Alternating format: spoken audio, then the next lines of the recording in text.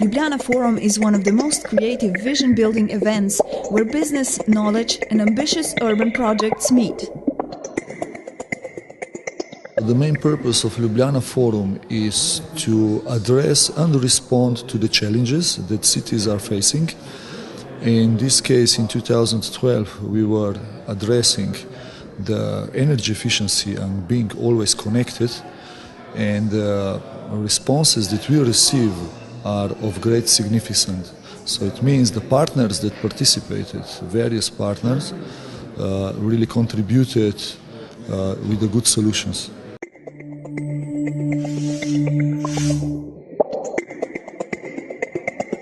So if you look around this castle, in 25 years from now, you're going to have sensors. It's heat, temperature, moisture, biological, radiologicals, so that this whole area can be, in a sense, like a living organism. We're alive because we have sensors, and the world's alive because we have your microphone and your video, or sensors, right, for the planet. We'll make our physical environment more intelligent, more alive, so we can monitor what's going on in cities on a regular basis, which is not controlled just by the mayor's office, but by individuals as well. For example, if I see that there's some pollution going on, I can notify. That goes into a collective intelligence system for the mayor's office, so every individual in the whole city can help participate in making the city work. If you could imagine that not only people but also intelligent things could be the one always online, talking to you, discussing with you, being around you, supporting you, whatever you do, and so on. So you have this intelligent surrounding, and you actually, let's say, set a scenario that will help you save energy, save money, supporting you when you have these abilities, making decisions.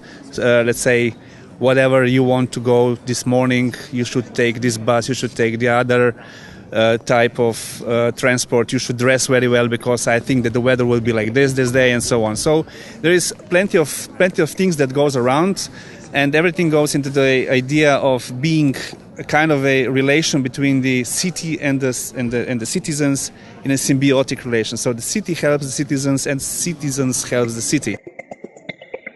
Intelligent cities that function as a living organism, are always connected, always online, are the future.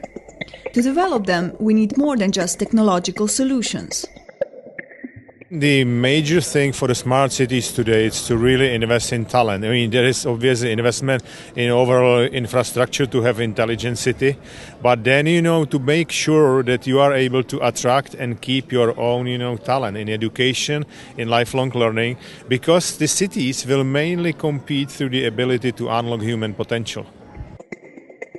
Combining the capacities of new technological intelligence and various segments of human intelligence is the key. In order to integrate all that, we need new management solutions. Such a solution is a trans-institution that brings together various institutions for the best possible decision. Today, the complexity is beyond the ability to describe it. The amount of information is beyond anybody's understanding. As a result, we're not making decisions based upon the best information. We're making decisions based on the best we can get, but not the best that's available. Now, people in universities have a certain way of knowing. People in business have a certain way of knowing. People in NGOs have a certain way. People in international organizations have a certain way. So if you have a trans institution, then you're much more intelligent and you're much more precise. And mayors' offices can do the same thing, because right now they're a hierarchy. That's the oldest form of management there is. We know a lot about management. We have to integrate that in. Trans institution is one of the categories for doing that. So we can't have old management systems because it's just too complex. So you distribute information and decision-making systems through the populace. So we, the people, will help manage the city. The mayor will still be the orchestra leader. In order for the citizens to be able to participate in decision-making processes, we need the appropriate tools. We need electronic democracy. Electronic democracy should become an important part of planning for smart cities and for sustainable future, as it enables participation of citizens and the civil society in planning not only development strategies, but also concrete projects which are influencing their quality of life. I think in this regard, urban areas and city municipalities should open the decision-making processes in terms of to enable more the interested public to come with their experience proposals in order to create as much as possible consensus in order to implement projects which will at the end improve the quality of life of the citizens of urban cities. E-democracy tools, however, cannot be efficient if the citizens don't use them. It's not only important to develop the proper tools, like different online consultation tools or crowdsourcing or social media applications, but also to develop the culture of participation and culture of involving of the citizens into the decision-making processes. This also means that the citizens have to be equipped and also have to have knowledge and skills how to participate as equal partners into the decision-making systems.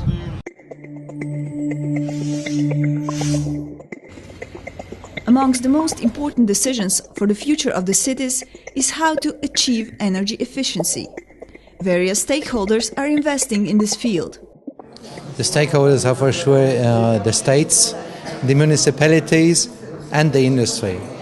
All that three stakeholders must go together, and sorry, I forgot for sure the institutes and the universities. So we need the knowledge, we need the know-how, the fresh know-how, we need the industry to do something out of that, and we need then the municipalities and the countries really to put it into real life.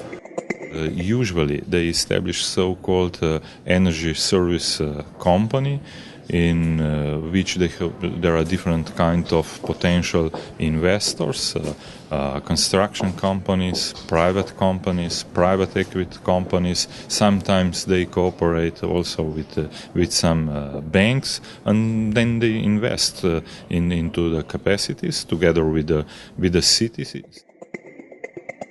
Energy efficiency is also one of the top priorities on the agenda of the EU.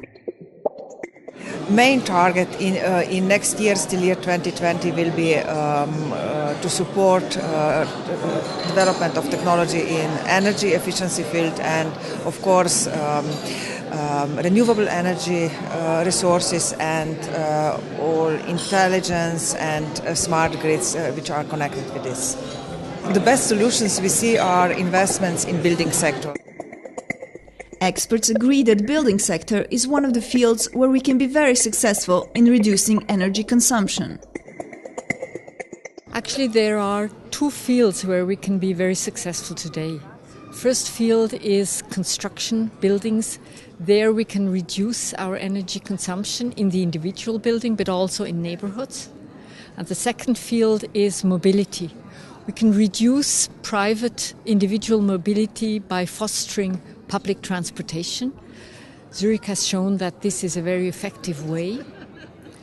Where we are not yet successful is in changing individual behavior. There we need more research. We need to know how people react on incentives and how they can be motivated to change the way they live. Important subjects in achieving energy efficiency and sustainable development of cities, countries, and the planet are global corporations. Well, I think that every individual has a contribution and a role to make the life on this planet better and more sustainable. But the big companies with their financial powers, with their research power, with their development power, can make a significantly bigger contribution. That's why the corporation have a very important role, not only in developing the technology, but also in the implementing the technology, and thus minimize their climate impact at the heart where the most of this climate impact is caused. There are many solutions for energy efficiency already available, but not yet put into practice. So a lot of things are discussed again and again and again, and nobody is really then putting them into action. So we have to start acting, even if the first step is not going 100% in the right direction. We have to be brave enough to correct the course and then at the end to find the way to the final target. But even the longest way starts with the first step, and that we have to do. Ljubljana is on its way to become the green capital of Europe. We started 6 years ago with our vision of Ljubljana 2035, and after that we accepted the urbanistic plan, which is the first phase for Ljubljana 2035, the city of future. And at the end, looking on this vision and this plan, we shall be the capital, the green capital of Europe. I'm sure about that. And we are doing everything in this way, looking on the infrastructure, waste management, looking at traffic, and increase the green area. We made in this last 6 years 40 hectares of new parks and planted 4,000 trees. Having visited Ljubljana now for a couple of times, I see how much you have been investing in renovating buildings. I think that's a field where you really can make a difference if you be careful of the energy consumption these buildings need. Second point is the mobility. Traffic in Ljubljana is still very strong, and there I think you can still improve. And the third one, you have a gorgeous university. Make use of it. My wish is that on one hand we must give to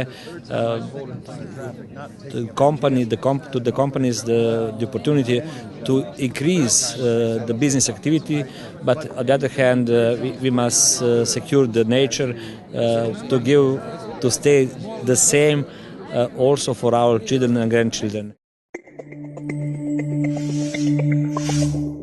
Various stakeholders meet at the annual Ljubljana Forum to interact and gain foresight of the future. Foresight is really a very important tool in order to develop cities and to bring cities to a better and sustainable situation in the future.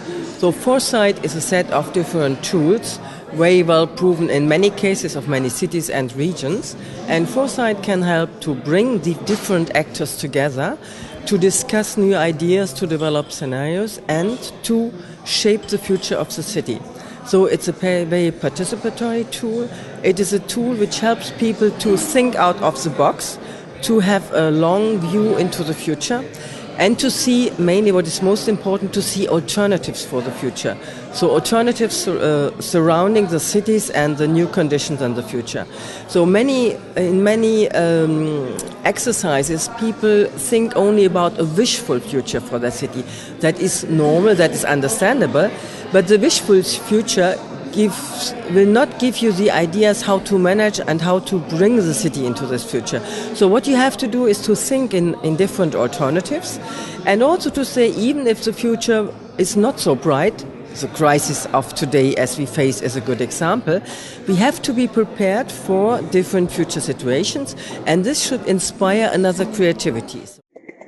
The foresight of the future of Ljubljana Forum is to continue with this multi-stakeholders involvement, to go on not only with one event per year, but also with a platform that we created as a living laboratory at which we will design projects to be implemented directly either in public sector or in the business sector.